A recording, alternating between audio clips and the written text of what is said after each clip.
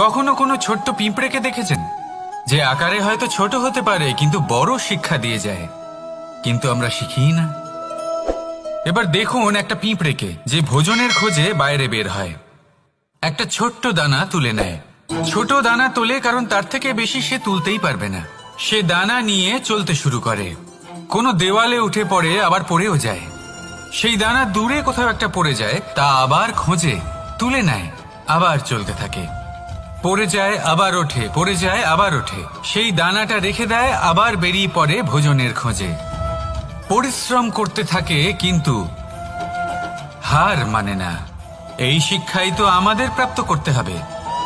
নিরন্তর পরিশ্রম আর নির্ভীক হয়ে কর্ম করে যেতে হবে। এটাই হলো সাফল্যের মাধ্যম, এটাই হলো জয়ের মন্ত্র। অচ্যুত অজয় অস্ত্র।